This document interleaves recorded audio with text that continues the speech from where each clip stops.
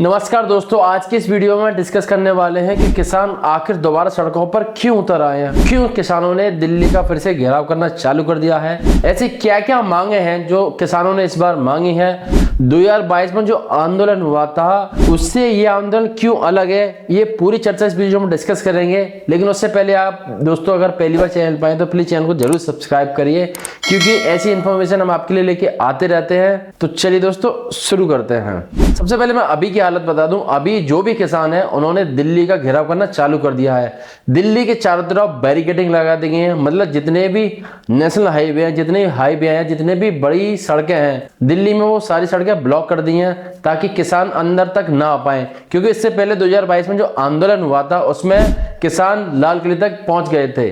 तो दोस्तों इस बार किसान और पुलिस में काफी झड़प देखने को मिल रही है। अब बात करते हैं कि किसान कौन कौन सी मांगे कर रहे हैं। इस बार उन्होंने क्या क्या मांग रखी है। तो सबसे पहले बता दो, एमएसपी के बारे में किसान मांग कर रहे हैं। वो अपनी लागत मूल्य का 1.5 डिमांड कर रहे हैं। मतलब जो स्वामीनाथन की रिपोर्ट है उसको लागू करने की सिफारिश कर रहे हैं। उसके अलावा जो मजदूर खेतों में मजदूरी करते हैं और जो किसान है उनके लिए पेंशन की सुविधा की भी किसान मांग कर रहे हैं। मतलब जितने भी निचले तबके के किसान हैं जिन्होंने ऋण ले रखा है उनकी माफी की भी मांग करी जा रही है। उसके अलावा जो लखीमपुर खीरी में जो हिंसा हुई थी जिसमें बहुत सारे किसान मारे गए थे, उसमें जो भी पीड़ित किसान हैं उनको न्याय दिलाने की मांग कर रहे हैं।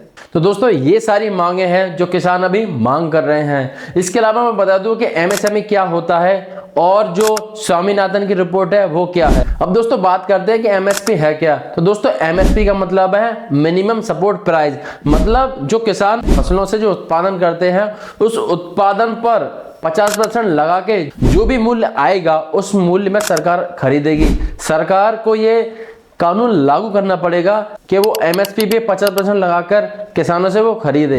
इस चीज के लिए भी किसान आंदोलन कर रहे हैं। ये उनकी प्रमुख मांगों में से एक है। अब बात करते हैं कि इसके अंतर्गत कौन कौन सी फसलें आती हैं। 22 फसलें ऐसी हैं जो एमएसपी के अंतर्गत आती हैं और 2 फसलें ऐसी हैं जो एमएसपी के अंतर्गत भी आती हैं और एफआरपी के अंतर्गत भी आती हैं। अब जो 22 फसलों को एक बार देख लेते हैं। 14 फसलें ऐसी हैं जो खरीफ की हैं, 6 फसलें रबी की हैं और जो बाकी की हैं वो अन्य व्यावसायिक फसलें हैं। इस तरीके से अगर हम बात करूं तो 22 लगभग फसलें ऐसी हैं जो एमएसपी के अंतर्गत आती हैं। अब बात कर लेते हैं स्वामीनाथन आयोग के बारे में। 2004 में इसका गठन किया गया था और इस आयोग ने सरकार को कुछ सिफारिशें दी थी। पहला यह था कि देश में खाद्य न्यूट्रिशन सिक्योरिटी को बढ़ावा दिया है, इसकी प्रॉपर प्लानिंग की जाए और जो फार्मिंग मतलब जो किसानी की जाती है उसकी प्रोडक्टिविटी को बढ़ावा दिया जाए और इसमें नए नए सुधार किए जाएं। अगली सिफारिश ये थी कि मान लो वैश्विक जो मूल्य गिर जाते हैं उसके बावजूद भी किसान जो आयात करते हैं उसमें किसानों को सरकार के द्वारा हेल्प की जाए। और अगली जो सिफारिश थी जो एमएसपी की थी, इसी सिफारिश को लेकर किसान आंदोलन कर रहे हैं। इसमें यह था कि किसान की जो औसत लागत है, मतलब उसकी जो खेत की जुताई होती है, बीज का डालना होता है, पानी लगाना होता है, सिंचाई करना होता है, काटने से लेकर प्रॉपर उसको लास्ट के प्रोडक्शन तक, और इसकी खेती की जो प्रॉपर फंडामेंटल जो खर्चे हैं, जैसे कि मान लो उसकी जो जमीन का एक तरह का रेंट है या फिर बहुत सारे ऐसे बटाई पर भी खेत उठाते हैं, ऐसे बहुत सारे खर्चे होते हैं जो किसान के उत्पादन शुल्क में शामिल होते हैं। इस रिपोर्ट में ये सिफारिश की गई थी कि किसान का जो उत्पादन शुल्क है, मतलब जितना भी प्रोडक्शन की जो कॉस्ट है उस पर 50% बढ़ाकर सरकार उसको एमएसपी की गारंटी दे। इस पर एक प्रॉपर कानून बनाए।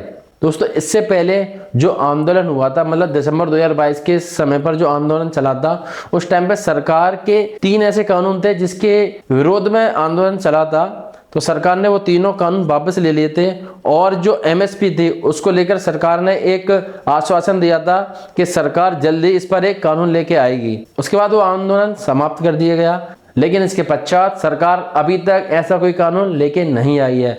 2024 आ चुका है और मई के महीने में चुनाव भी आने वाले हैं। इस चीज को देखते हुए किसान एक बार सड़क पे फिर उतर आए हैं, क्योंकि अभी चुनाव है। सरकार पर अगर दबाव बनाया जाएगा तो सरकार ये कानून ला सकती है या फिर उनकी इन मांगों में से कई सारी मांगें सरकार मान सकती है।